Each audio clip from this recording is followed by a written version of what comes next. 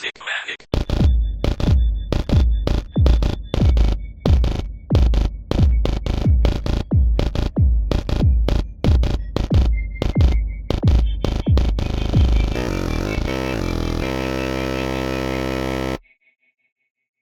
Three, two, one. I'm tired. This is part 2 of a 2-part special. If you have not seen part 1 or listened to part 1, I don't know. I don't really care. Go listen to that now because you will be confused. But It's anyway, better. and it's way better. Much better. Much better than what we're about to do. Anyway, hi everybody. My name is Ethan Ahern. You already know me at this rate. Welcome to episode 8 of Music Manic. I think it's episode 8. I don't know. It's the show where we talk about albums we like. We don't know who we don't know who Ethan Ahern is. I'm that. At this rate, no, we don't. Well, what are you talking about? I'm that werewolf-looking thing on screen, and you're still a vampire. I'm still a vampire. You still are. We're a Dry vampire. Eye and Eyedrops. Yeah. Anyway. This is Basement Dweller, now called Eyedrops. Eyedrops and dry eye. Wow. Okay. On the Instagram, I We're will so update, distracted. Yeah, I will update your credit from now on as dry eye. Oh wait, Well, are you no, your I would be eyedrops? Your Eyedrops. eyedrops. I will credit you from now on as eyedrops. As a running gag, As a running because I'm gag. not officially changing it. You're not officially changing it. No. Well, I'll only No, do it bruh. for the credits for this episode. Yeah, do it as a running gag. Yeah. Okay. Join up. Anyway, welcome to round 2. We're talking about the second clipping album today, Visions of Bodies Being Burned. Unlike the former, or not former, the last album that we talked about, There Existed in Addiction to Blood, we don't honestly have much to really say about this record. It just feels more of like a continuation of that former record's themes and ideas. That's really about it. So I'm not gonna. I mean, it's kind of unfortunate we're a bunch of sleepyheads without much of an opinion, because I think on its own and as an actual album and a record to listen to, I think it was great, and I think it continues the story and such that you were meant to discern from the first album. Mm-hmm. Completely fine, and I think it's really cool. So I think it is kind of a shame that we just ended up without much to say. Yeah. Okay. So yeah, I mean, I think this album was really great. Spoilers. Though my hot take is that this is not as good as There Existed an Addiction to Blood. Honestly, why? I will go into that later. But without further ado, let's start with intro. It's exactly what you expect. It's an intro. For my notes, I wrote, it has an amazing bass and sound design with the raindrops and creaks to the floor, and I love how it all morphs into the same scream from the end of the last intro from the last album. I like the last intro, realized that this track also references almost every single later track again. Oh yeah. Which is dope. And one, I don't remember really any specific lyrics except for one, which happens at the very end. Normally at the end of every like intro to like clippings albums, they have the tagline, "It's clipping." For this album, they do that, but they cut it off with this very harsh noise where it's like they say like it's clipping, something like that. I really liked it. It was like a jump scare, which is really nice. But it's an intro. Yeah, I liked the imposing sound design going in with the footsteps, stomps, and creaks and such. Because I like how the vocals come in. I really like the filter on them whenever they come in. Yeah, feels like something, or it sounds like something that you would hear from like a random like message box or voicemail or whatever, and I really like it. Anyway, that's intro. Say the Name. Why does the best song have to be the second track? Honestly, that's this my one was opinion. really good. The drum machines. Yeah. I mean, I'm tuning in right now, just peeking around. Mm-hmm. Still really nice. I would say honestly, this track it really reminded me of Closer by 9 Inch Nails. Low key. I kind of had a feeling with the catchy hook and the drums. It felt like It was basically Closer, in my opinion. Closer's a better song, but I gotta say that. But I mean, I really love this track. Plus the sample, or I guess sample if you want to call it that, of the hook, "Candlesticks in the Dark, Visions of Bodies Being Burned." Yeah. Mwah. That's a Ghetto Boys sample. Oh yeah. Ghetto Boys, they were very prominent in the 90s. Well, not very prominent, but they left a mark. I'll just say that. I need to listen to more Ghetto Boys. But anyway, the song, if the last album was basically about like a 70s like horror movie, this one is about 90s horror movies, because this song is about the Candyman. I hope we all know the Candyman. I don't know the Candyman. I can't even lie. If you don't know the Candyman, I'm sorry. But the Candyman, created by, I think if I remember correctly, Clive Barker, who also created Hellraiser. They made some movies. Those movies are good.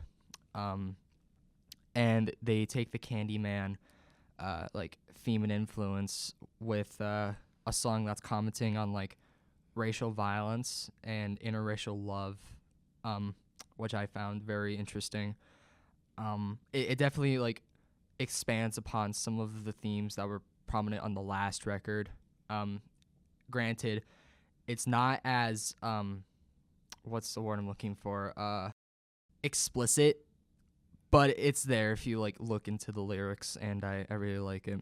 And also, at the instrumental close at the very end with where like the song expands, you get like the crazy synths and stuff. Oh yeah, I love those. I loved it. I do think it was a little too long, honestly, because I think it's like what, a 2-minute closer, but I really liked it. Witchboard. Witchboard's a nice interlude. Witchboard was a cute little one. It's like what, 16 seconds or something, 20 Yeah. seconds. It's a nice little interlude that perfectly segues into the Yeah, next the song. way it goes into the next song is Yeah, really cool. 96 Neve Campbell, named after an actress who was in the first Scream film in 1996. Which, by the way, unrelated. I love Scream. The first movie, at least. The first Scream is honestly a really amazing movie. Others, I can live without, but the first Scream, mwah.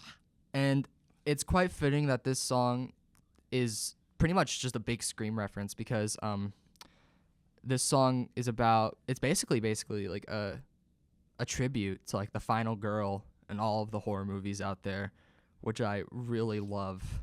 Oh, that makes me smile. And the features that are in the song, Cam and China, their verses, they're so good. I was about to say that, bro. I forgot how good they were. They are badass. Yeah. And they're honestly the perfect choices for a feature for a song like this, considering, you know, it's about the final girl, because they sound like they kick ass, and guess what? They are kick ass. David was also good, obviously, but I mean, Kim and China, like,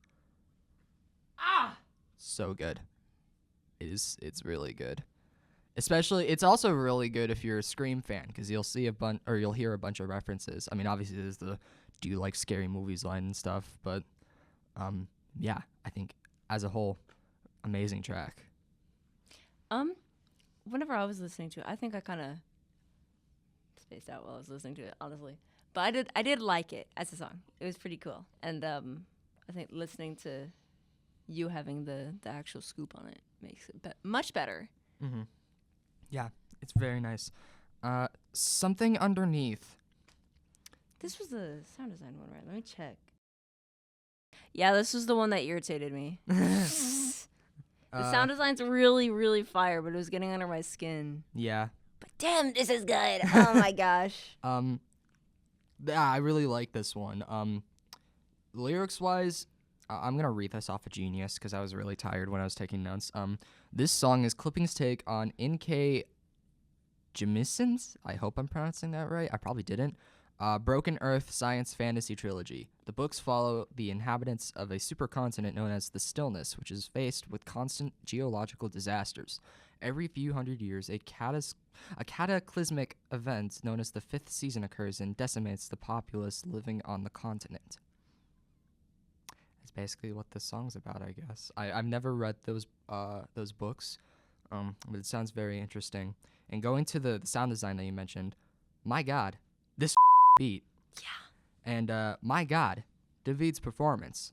My God, My God, I'm literally reading the notes right now that I wrote. And the acapella that's in the chorus. Oh my God, he goes way too fast. That's so cool. Yeah.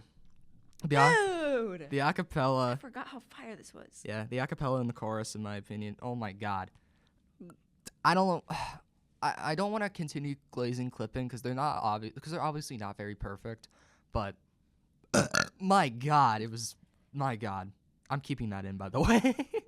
Yeah, keep it in. I think they're perfectly glaze worthy. They're great. Mm-hmm. Make them dead. Make them dead. Make them dead. Okay, this one kind of shocked me, and I'll explain why. I found out when I was reading the lyrics that Oh yeah, this is the one. That every first word and every last word in the verses rhyme. What the hell? Oh, I like that. I wrote down. Such a sucker for internal rhymes. Yeah, I wrote that. Yeah, it's internal rhymes. That's what it is. Oh my God, yeah, that droning through the entire song. Like I wrote, like, here's some examples. Starve in the fashion, march into action, charge for the passion, carve every last one, hope in the morning, cope with the morning, soap for the pouring, rope for the scoring. God. Dude. God. Production-wise, it reminded me of All in Your Head from the last album with the choppy, distorted beat. Even though All in Your Head was a lot more harsh and a lot more like experimental, I did give vibes from that song. It's also, again, one of the more political songs from what I gathered. It's basically, the song's comparing American right-wingers to a cult, because I also noticed some lines about like gun rights and stuff like that. The chorus is also very haunting, in my opinion. But Make Them Dead, very, very good follow-up, in my opinion. The ending of this one was really good. I had to check it again. Mm-hmm. I quite liked it. With the kind of chorusy synths. Yeah. She Bad. She Bad. This song is about teens going into the woods to find an urban legend. Basically, it's a big reference to the Blair Witch Project. Hell yeah. This song is literally just the Blair Witch Project in song form. I really like it. Again, it reminded me more of like Run for Your Life, kind of, with the field recordings used. Yeah. Granted, Run for Your Life was more interesting than what they do for this song, but it's still really good. And I thought the ending kicked a ton of ass with the echoes. Like the instrument choice in the song. I think it's throughout the whole thing. There's this like, it's like a plucked string. Yeah. It's really good as a choice for the setting of the woods. Mm-hmm. It is. Invocation. It's literally a tone the whole thing. I did not listen. Okay. Yeah, you're right. That's it. Somebody was pooped out for some time. Yeah, that's it. I did. Okay. Again, I copied notes off of Genius. I'm sorry, but I wrote. This is what I'm gonna read. Invocation. Definition: the summoning of a deity or the supernatural. The tone it played in the track is an E5 that is 17.6 cents sharp, and the frequency of that pitch is 666 hertz. Okay, I like this. The Hell track appears to be an attempt of demonic summoning, otherwise known as invocation. And Greg Stewart is the feature. He made the noise. Okay, that makes it that's it. much better. That's Yeah. really cool. Yeah, I did not know this. So there you go. Yeah, they I knew. I figured out that E5 all by myself, and Yeah. I still didn't. Yeah, they knew with the 666 hertz. They knew. I'm No happy for shade. them. No shade whatsoever. Pain Every Day. This was the one that I really liked because of the D&B sort of the aim and break they got going on at that end. Oh my God. Yeah. One of the more darker tracks on the album, honestly, considering there are verses about like hanging yourself. It's very not subtle at all with its explicit detail, and it seems to be about like ghosts haunting like other people. And what I really like about it is that the track seems to use like real EVP recordings atop of like some sort of like cinematic collage about like a call to arms for the ghosts of lynching victims to haunt the white descendants of their murderers It's very interesting. Yes, I did take that from Genius again. I'm sorry. I also really like the little like step by step method that's like midway through the song for the ghosts on the like how to haunt people. Yeah. I really like that. And also it was a very beautiful ending. Very beautiful. Dude, I gotta put that on again. Yeah. Play it. God, that sounds so good. It's beautiful. I really love it. It's astoundingly like just really good out of nowhere. Yeah. Again, it reminded me of All in Your Life, considering the end was also very heavenly. Anyway, check the lock. Check the lock. Check the lock every time you walk by the door. Check the lock. I really like the hook. It rocks. Same with the bass line. Same with the bass line. The bass line. Oh. That square bass. Oh my god. The bass is really good. The hollow like pipe type percussion. It all fits too with the narrative of the song, which is basically about like a drug kingpin, like being at the top of his game, and then all of a sudden being like extremely paranoid and having a descent into madness. Very fitting with such a punchy bass line and a bunch of like crazy production shit with it too. It fits. I love this song. It's also apparently a spiritual sequel to another like random track from not even from Clipping actually. It's from someone named Seagram. Apparently it's a sequel to a track called Sleeping in My Nikes, which I have not listened to, but I will when we're done recording because it sounds very interesting. And it's quite fascinating that they pay tribute to Seagram by making this very punchy spiritual sequel, and I really like that. That's when you know they don't want to get with. I don't know. I'm rambling. Looking like meat. Looking like meat. Looking like me. I look like meat. The industrial sound is back, and it's very great, very crunchy. Theming wise, it's about cannibals, and it does the same thing that like Run for Your Life did. I hate that I'm bringing up tracks from the previous album, but I have it's a to. sequel. Yeah, right? No. Basically, it follows two point of views, one of the actual cannibals, David, and one of like the point of view of the victims, which the feature is Ho 9909. Never heard of them, but they sounded great with their verse. I really loved it. It was a lot more abrasive than I remember it being, but I thought it was amazing. Like they sounded very pissed. Yeah, this shit was good. Yeah. This is another one where the percussion is just so well done. For good reason. Yeah. It's a fun listen. It's very fun. But it was great and inspirational to produce in the studio. Exactly. Yeah, thank you, William Hudson and Jonathan Snipes, the producers, for Clipping. Yeah, thank you. We love you. Drove interlude.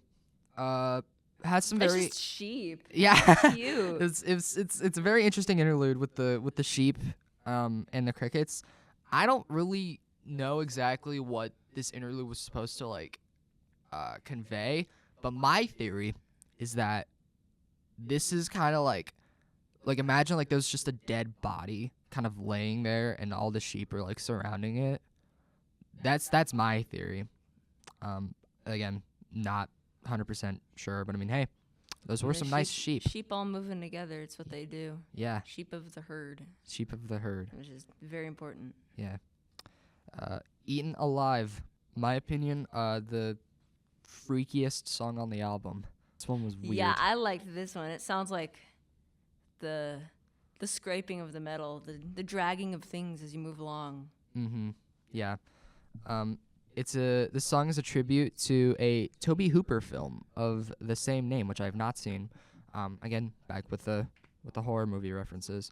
Can he make a reference to the Brundlefly? If only. What I really like about this one is that of course, the instrumental is very noisy, but there's also like a bit of like a jazz feel, kind of, with the guitar and the drums, which by the way features Jeff Parker on guitar and Ted Burns on drums. And with the sound design going on in the background, which it is way more prominent near the end, it makes the song feel very uncomfortable and It bizarre. sounds like you're fighting for your life. Like Yeah, the if you're ending. being eaten alive and you're struggling, Yeah. and you're kicking and gashing around and all these things that are in the place you're being eaten alive at. Mm-hmm. Yeah, I envisioned, like, when I first listened to this song back in like January, I had like a vision of like what like I had a vision in my mind as this was wrapping up.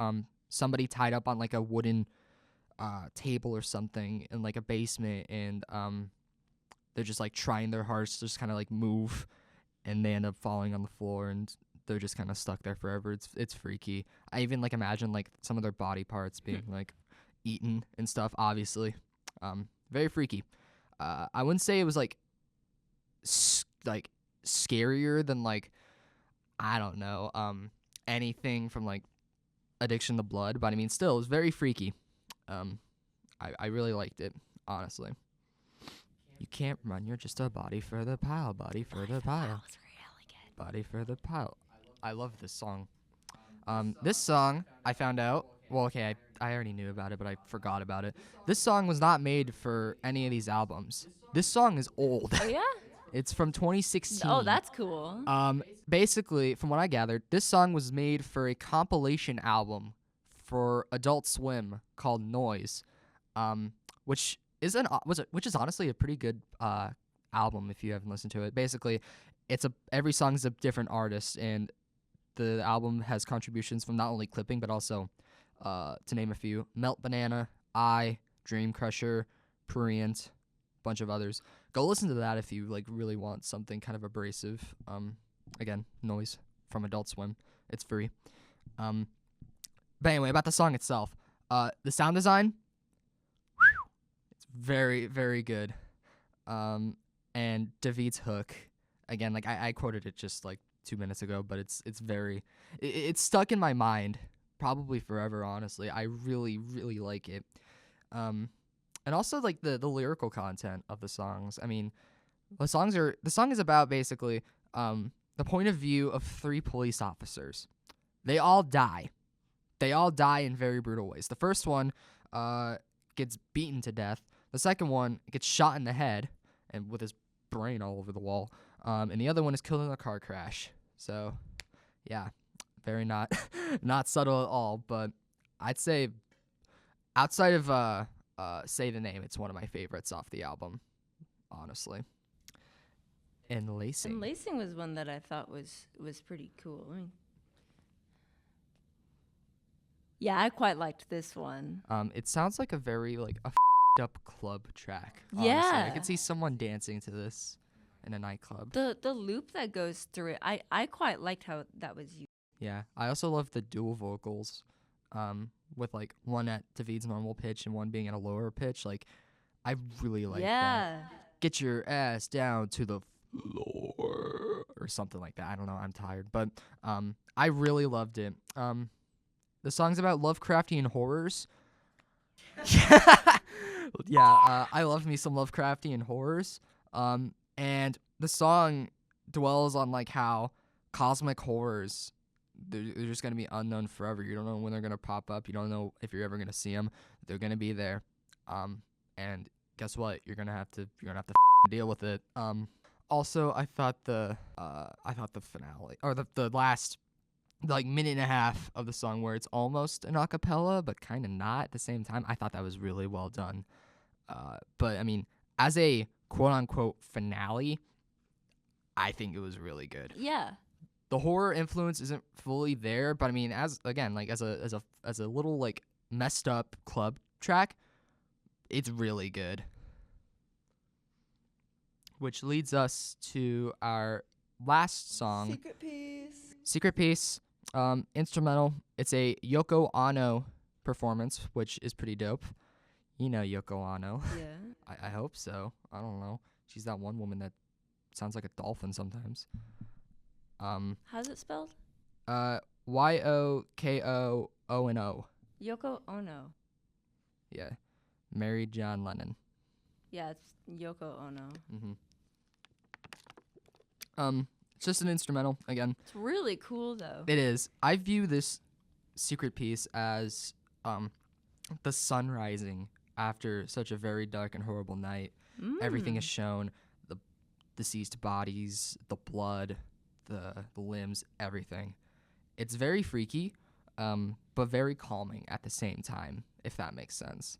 Which, I mean, following this from Enlancing is also really cool, because Enlacing was like the straw that broke the camel's back, really. Like, everything is up, and now here's the aftermath of it. Yeah, I was thinking this one was like it, kind of like what you said, but for me it was less literal. It dawns on you, you get this nice peaceful night, and then you're like, wait, this is bad. This is horrible, and this has happened to me.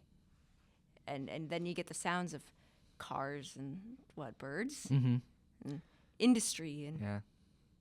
all this made up crap, Society is back. secret horrors of mankind. But the difference from the sort of bliss of being in the forest and just being part of nature. And that wraps up Visions of Bodies Being Burned.